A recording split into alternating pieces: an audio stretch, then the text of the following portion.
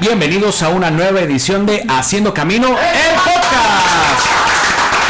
Soy Gabriel Rico Albarrán, profesor universitario de la Escuela de Comunicación aquí en la Universidad Católica Santo Domingo, y en esta ocasión tenemos por invitado a un periodista español, ávido lector y creador de contenido.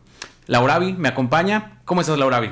Hola Gabriel, todo bien, gracias a Dios. Y así es, tenemos por aquí a Borja Santamaría. Él es oriundo de San Sebastián, España, está aquí desde el 2022 y tiene una trayectoria en periodismo deportivo. Trabajó por 2 años para la revista Mercado y actualmente está laborando para una agencia especializada en storytelling.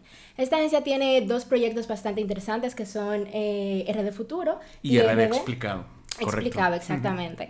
Borja es una de las mentes maestras detrás de la creación de contenido de estos 2 proyectos que se enfocan en dar una mirada introspectiva a la historia de la República Dominicana. Pero antes de que Borja nos cuente un poco sobre estos 2 proyectos, quisiéramos saber cómo fue esa transición de pasar de vivir en España a la República Dominicana y este salto del periodismo deportivo a trabajar para una agencia de storytelling. Bienvenido, Borja. Borja, bienvenido. Bueno, muchas gracias. Gracias por la invitación. Estoy muy feliz de estar con vosotros, con ustedes.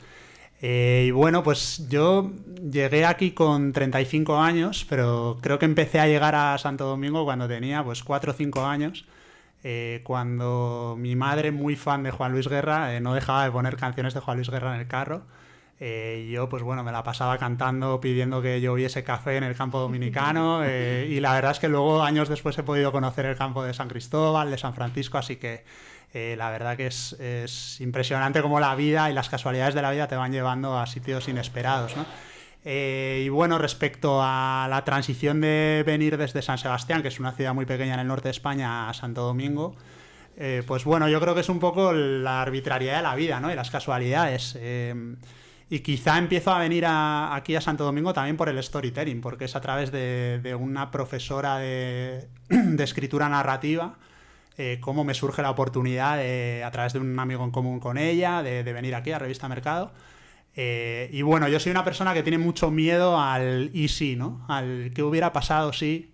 Soy una persona al que la aterra poder acabar lamentando eso, ¿no? Entonces, pues bueno, la verdad me surgió la oportunidad, vine y muy feliz, ¿no? Muy feliz de llevar 3 años en este maravilloso país y de estar ahora descubriendo tantas cosas y aprendiendo tantas cosas gracias a RD Explicado, a RD Futuro y a mi trabajo en Story Falcon.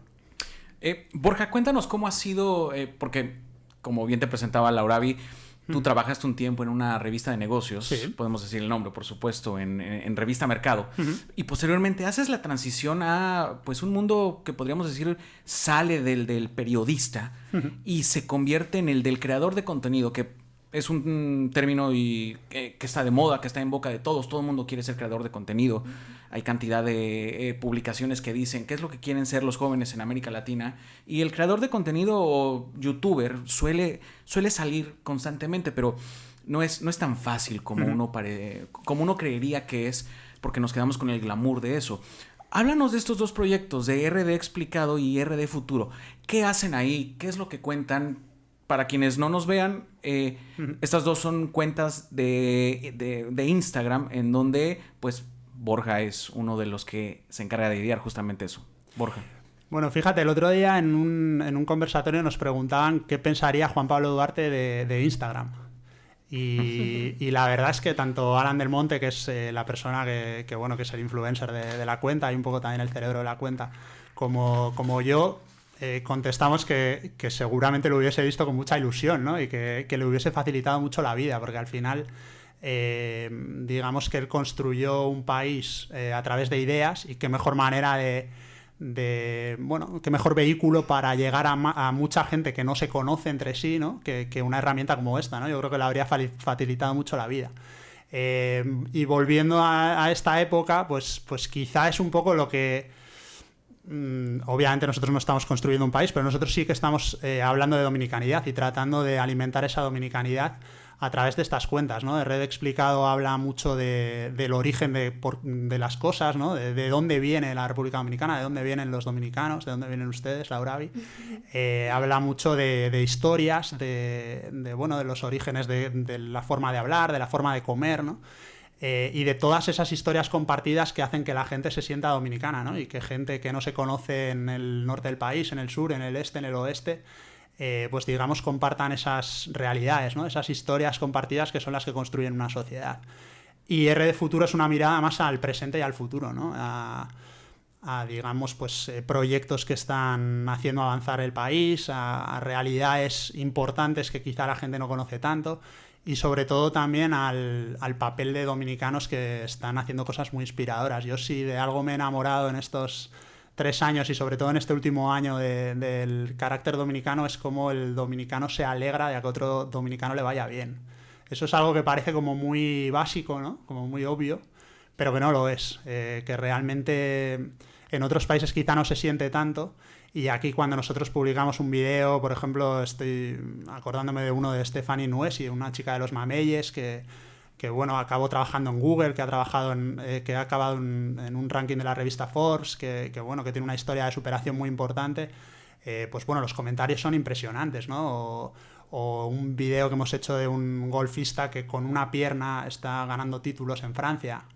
La gente lo siente como un triunfo suyo, ¿no? Y eso es algo que habla mucho de la dominicanidad y son cosas que queremos desde esas cuentas también alimentar, ¿no? Ese orgullo compartido y esa solidaridad y eso sentir el triunfo de un dominicano como parte de todos los dominicanos, ¿no? Y yo creo que eso es algo que valoro mucho de este país y que me ha enamorado y ha conectado mucho conmigo. Me parece excelente escuchar todo eso. Yo siento que realmente RD Explicado y RD Futuro son como una bocanada de aire fresco en medio de los contenidos que actualmente se están creando.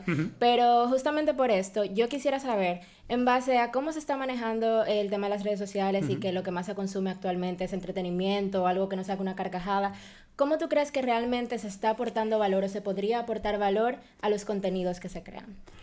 Bueno, es una pregunta muy profunda, ¿no? Y muy, digamos, que tiene un plano ético, un plano filosófico, ¿no? Y yo creo que quizá necesitaríamos 4 o 5 podcasts, ¿no? Para responderla. Yo creo que el entretenimiento es algo muy válido y hay que tener mucho talento también para hacerlo, ¿no? Realmente creo que es una herramienta que, por supuesto, puede promover eso. Pero claro, aquí estamos en una facultad de comunicación y bueno, pues probablemente los comunicadores tenemos un objetivo que va más allá, ¿no? Y que es enriquecer a la sociedad. Este tipo de herramientas son muy interesantes para ello. Es verdad que, bueno, como todas las herramientas se pueden utilizar bien o mal, ¿no?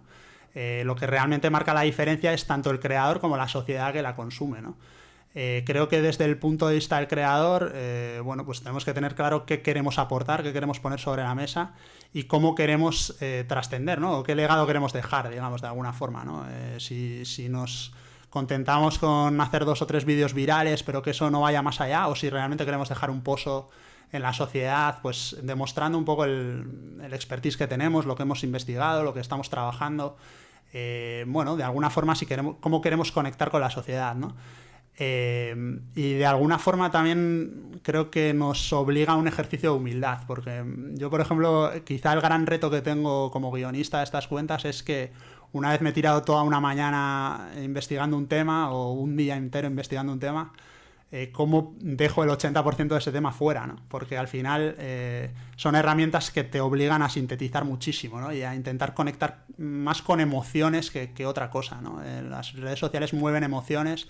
Si los contenidos se comparten, se viralizan, es porque generan una emoción que tú quieres compartir con otra persona, ¿no? Y si pensamos el último contenido que hemos compartido cada uno, seguro que es para provocar o risa, o para provocar reflexión, o para provocar una angustia compartida o una sorpresa compartida con otra persona, ¿no? No solo la pieza de información, sino ese sentimiento es lo que compartimos, ¿no? Y cuando te pones a hacer un contenido tienes que saber cómo sintetizar toda esa historia que tú has investigado para tocar ese nervio, ¿no? Y para tocar ese nervio que haga que, bueno, la persona que lo consume primero lo consuma hasta el final y luego realmente le deje un pozo de valor, ¿no? Que al final es lo que buscamos, como digo, ¿no? Son herramientas que se pueden utilizar para tener un alcance rápido y para ganar dinero rápido y bueno, para eso hay que tener mucho talento también, pero si queremos hacerlo de una forma, bueno, relacionada con esa comunicación que nosotros queremos construir, ¿no? Y que cuando venimos a una universidad queremos construir.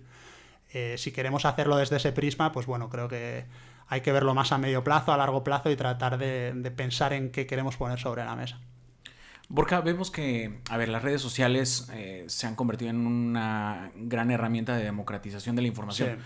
Entonces, todo mundo podría decir ahora que es un creador de contenido o que puede hacer contenido, pero y lo que planteábamos al principio, no es tan fácil hacerlo, porque tener la disciplina de ponerse a investigar, crear un video, cortarlo, buscar imágenes, poner el audio, revisar el proceso, no es algo tan sencillo. Y además, encima de todo eso, pues hay que generar valor, porque en el ruido de las redes sociales, pues cualquier cosa puede llegar a diluirse y a perderse justamente esto. Entonces, ahí la pregunta es, ¿cómo agregar valor a ese contenido como lo están ustedes haciendo en estas dos cuentas?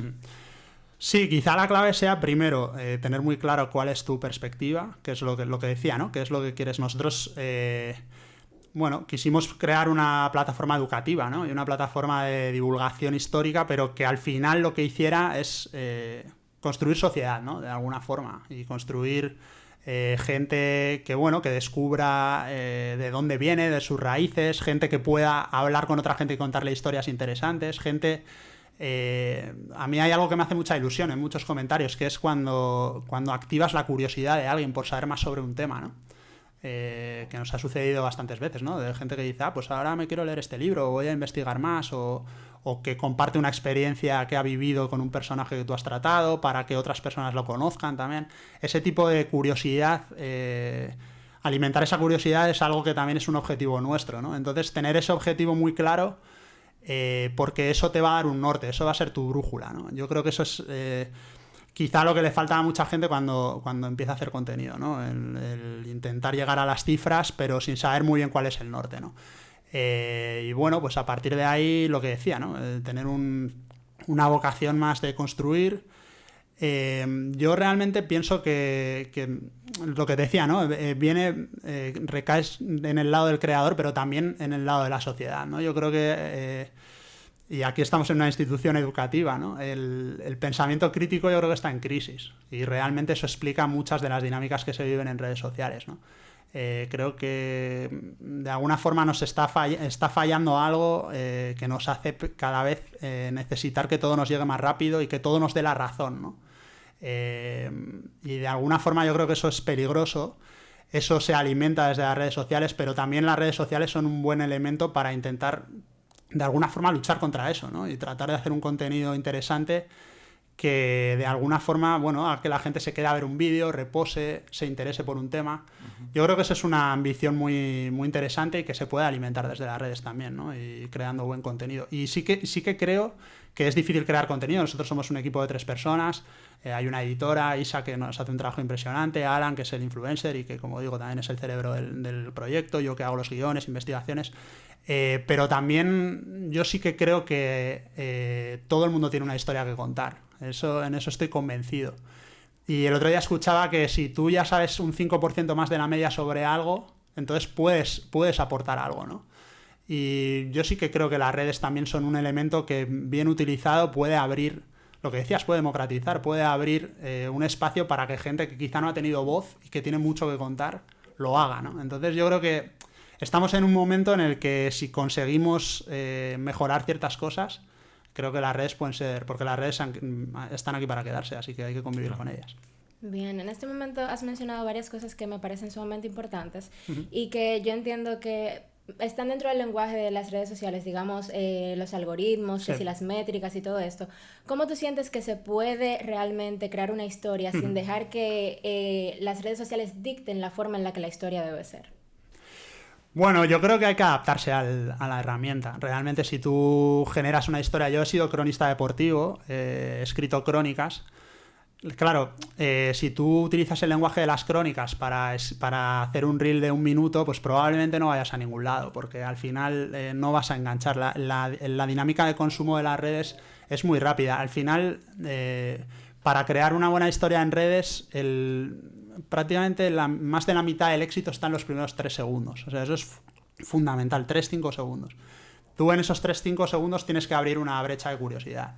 Tienes que generar un incentivo para que la persona que está viendo el vídeo necesite responder una pregunta, ¿no? Tienes que plantearle el tema, pero de una forma atractiva para que diga, bueno, necesito saber cómo acaba esto, ¿no? es, digamos, el momento crítico y el momento en el que más tiempo invertimos, ¿no? Cuando hacemos un guión. A partir de ahí, digamos que hay una dinámica de... Bueno, pues hay diferentes dinámicas. Nosotros hacemos contenido divulgativo, histórico, y por lo tanto, bueno, nuestras ideas son, digamos, un baile entre un contexto y un suceso, ¿no? Que van como respondiéndose, ¿no? Y hay que ir introduciendo miniganchos y hay que ir como generando preguntas y respuestas dentro de ese vídeo para realmente terminar respondiendo esa pregunta general, ¿no? Es fascinante porque, como digo, es un reto, tienes que dejar muchas cosas fuera, tienes que ser muy directo en el lenguaje, y son cosas que quizá los que nos hemos formado en el área de comunicación hace décadas, pues nos cuesta, porque al final no estamos acostumbrados a escribir así, ¿no? Pero que realmente, bueno, yo he ido aprendiendo y sigo aprendiendo durante este año. Y creo que es muy importante, ¿no? Entonces hay que tener, yo creo que esa humildad de, primero, saber que hay una herramienta a la que te tienes que adaptar. Es decir, tú no puedes contar la historia como a ti te gustaría, sino que tienes que pensar en la persona que la va a consumir. Tienes que pensar en qué emoción le quieres crear y por qué se va a quedar a ver tu vídeo. Y segundo, pues lo que digo, ¿no? Tienes que entender que tienes que dejar muchas cosas fuera. Que no se trata de mostrar todo lo que sabes sobre un tema, sino que se trata de conseguir que la mayor gente posible adquiera el valor que tú le vas a aportar, ¿no? Borja, llévanos al detrás de cámaras, sí, de RD Futuro y RD Explicado, porque conocemos los resultados, hemos visto la cuenta, para quienes seguimos la cuenta es sumamente interesante y enriquecedor al mismo tiempo, bueno, sobre todo para alguien que no es de República Dominicana, y hablo un poco por mí, pero llévanos al detrás de cámaras.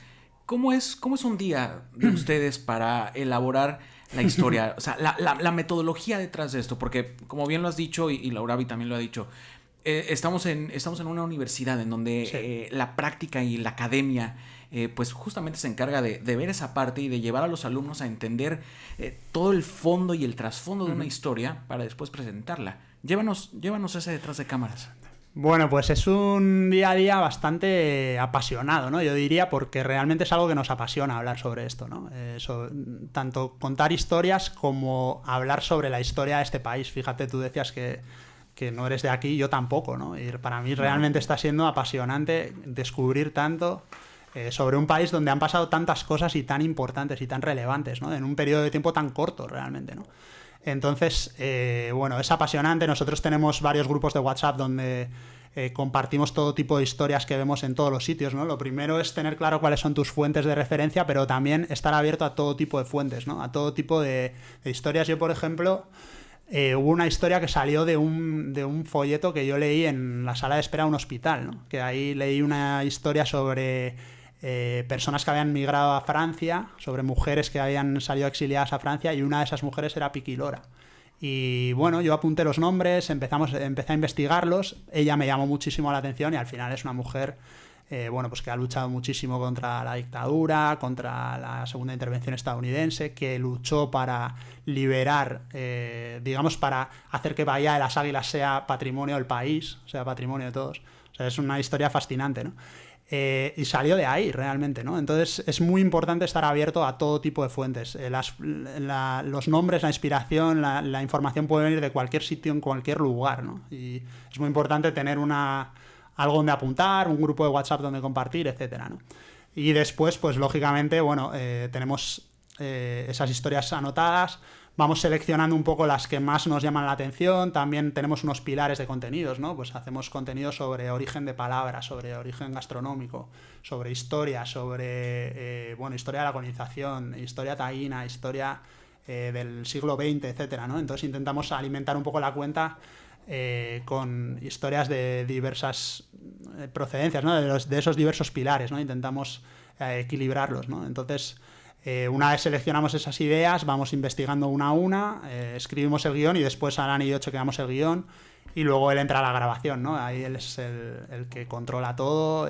Tenemos un estudio de grabación pequeño donde, bueno, él ejecuta la grabación, él es muy bueno conectando también en cámara, ¿no? Esa es una de las principales valores que también tiene la cuenta, ¿no? Y con lo que se mueve la emoción, ¿no? Esto no depende solo del guión, sino depende de la edición y depende de la persona que está transmitiendo el mensaje, de cómo modula la voz, de los gestos, de la intensidad que le pone, de cómo él encarna, digamos, ese mensaje que queremos enviar, ¿no?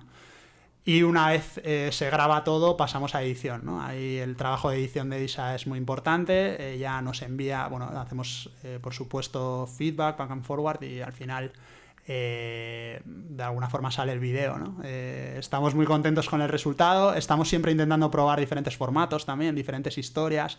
A veces probamos diferentes tipos de ganchos, que son esos 3-5 segundos iniciales. Muchas veces muchas veces publicamos, descartamos, porque al final realmente el gran banco de pruebas es publicar un vídeo. Sin publicar un vídeo es muy difícil saber si va a funcionar o no. Obviamente hay unas técnicas que manejamos y que sabemos y que tenemos experiencia, pero al final los maestros son ustedes, y también el botón de publicar, ¿no? Que yo creo que eso es muy importante, y eso es lo que al final muchas veces nos da ideas para por dónde tenemos que seguir, etcétera. Entonces, bueno, es un día a día muy apasionante, porque al final son temas que nos encantan, y que al final estar trabajando en esto es una suerte. La verdad suena muy emocionante, ciertamente. Lo es, la verdad. Yo quisiera saber, porque has mencionado en varias ocasiones el tema de la sintetización. Sí. Teniendo en cuenta que la República Dominicana tiene una historia que tiene mucha tela de donde cortar, ¿verdad? Total. Muy profunda y con muchos giros. Yo quisiera saber cuáles serían como las pautas que ustedes siguen para poder decidir qué no va en la historia y qué sí va, por dónde... Bueno, pues eso es una pregunta excelente, porque son cosas que vamos, digamos, descubriendo con el tiempo, ¿no? O sea, quizá al principio hubo una época en la que pecábamos de hacer las historias demasiado breves, después fuimos alargándolas y al final quizá tuvimos la sensación de, bueno, pues quizá me estoy pasando un poco, entonces tuvimos que ir recortando. Realmente no es fácil, sobre todo, ya te digo, para una persona como yo, ¿no? Quizá la gente que estáis saliendo ahora a la facultad lo vais a tenéis la herramienta en la mano, habéis convivido con ella mucho más y sabéis cómo funciona, ¿no? Pero para un periodista como yo, que he sido cronista además, no es sencillo, es el gran aprendizaje que he tenido. Bueno, de alguna forma tienes que enfocarte muy bien en qué quieres que la otra persona perciba, ¿no? Y qué quieres que sienta cuando ve tu vídeo, ¿no? Y tienes que centrarte muy bien en la brecha de curiosidad inicial que quieres generar. Es decir, si tú quieres que una persona sienta curiosidad por algo, tienes que plantearlo al principio, pero luego todo lo que no responda a eso lo tienes que acabar dejando fuera. Muchas veces los guiones, desde que empiezas a hacer el guión hasta que acaba, es un continuo quitar cosas. Normalmente nunca es añadir cosas, siempre es quitar, ¿no? Esto pasaba en los periódicos cuando había una maqueta, bueno, esto no sé si ya es, pero había una maqueta donde tú no te podías pasar de un número de palabras a un bloque de texto, y entonces te tocaba cortar. Y esto es lo mismo, pero con una visión un poco más de bueno, realmente esta frase está aportando algo. O sea, esta frase está haciendo que la historia corra, o realmente simplemente este dato lo he puesto porque a mí me ha parecido interesante, pero no aporta nada. Bueno, pues muchas veces hay que dejarlo fuera, muchas veces hay cosas que dejas fuera y te sirven para otro vídeo. Entonces realmente abusar de todo lo que has investigado no es una buena herramienta, no es un buen aliado, digamos, ¿no? Lo mejor es tener claro lo que quieres conseguir con ese vídeo y ceñirte a eso. No es fácil, Borja, aquí en la facultad, entre el cuerpo docente, hay un tema que ronda la cabeza de los maestros constantemente, y son dos palabras que están muy de moda ahora, y es inteligencia artificial. Sí. En donde los profesores estamos librando una batalla muy cuesta arriba, porque si bien sabemos que la herramienta existe y ahí está, sí. Pues alentamos a los estudiantes a no usarla, porque lo que queremos es que pues pongan a prueba los conocimientos que tienen y lo que han adquirido a lo largo de la carrera. Ahora, saliendo un poco de la academia para que los estudiantes que nos vean lo entiendan, sí. Y pasando a la acción, al campo, ¿cómo utilizan ustedes o no utilizan la inteligencia artificial, y cómo afecta esto en la creación de contenido? Porque todo el mundo la usa, pero ¿qué tan buenos son los resultados? O al menos ustedes que están afuera en el campo. Bueno, como dices, es una herramienta, nuevamente, ¿no? Y las herramientas se pueden utilizar bien o mal. Esta tiene un potencial muy grande. Sobre todo tiene...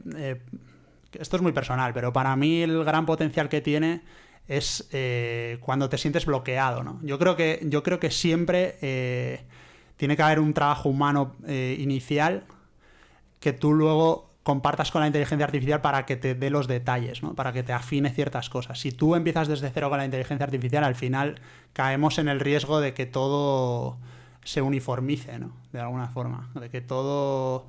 de perder ese personalismo, ese estilo personal, ese toque que yo creo que los creadores más que nadie tienen que tener, ¿no? Si tú eres un creador de contenido, lo tienes que crear. Eso está dentro de la palabra, ¿no? Y tiene que tener tu toque, tu sello, tu estilo. Eso es lo que va a hacer que triunfe, ¿no?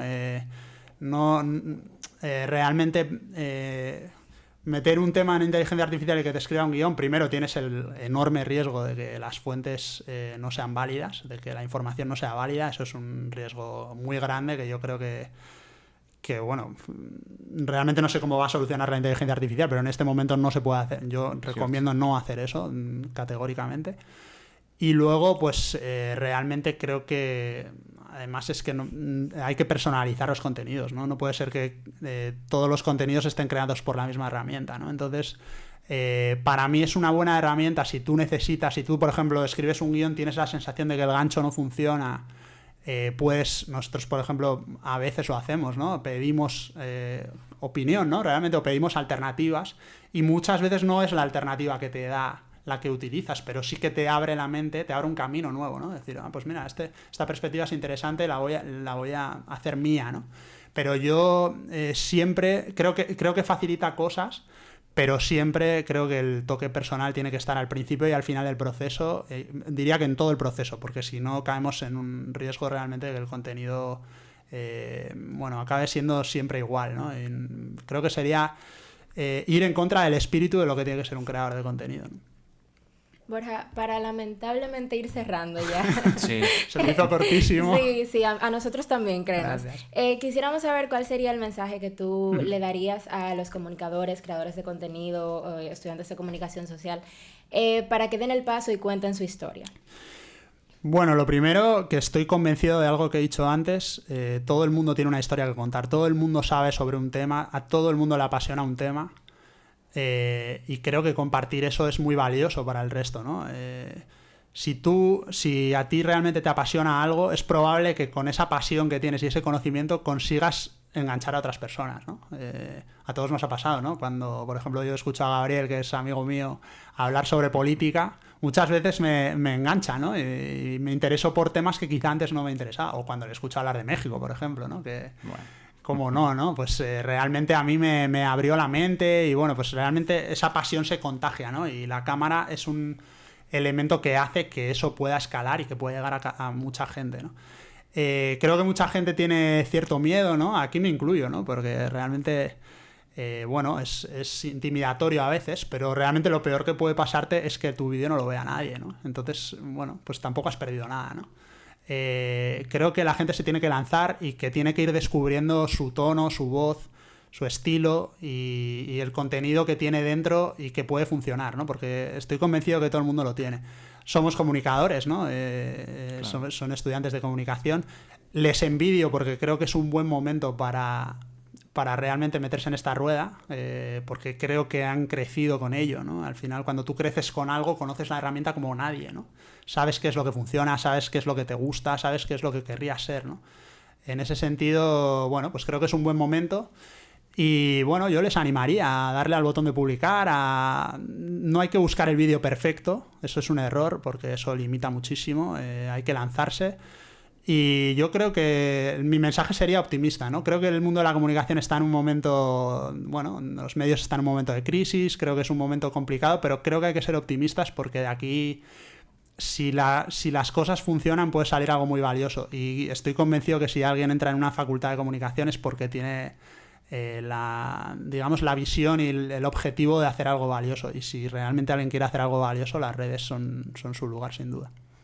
Borja, muchísimas gracias por acompañarnos, muchísimas gracias por este conversatorio que sé que va a ser de suma importancia y muy positivo para toda la comunidad estudiantil, también para todo el que vea esta edición de Haciendo Camino el podcast. Exactamente, Laura. Gracias, Borja, por estar con nosotros. No olviden suscribirse a nuestro canal de YouTube, darle a la campanita de notificaciones y acuérdense que también este espacio se transmite por RNN, Canal 27, los viernes a las 5:30 p.m. por RNN2, Canal 67, los jueves a las 2:45 p.m.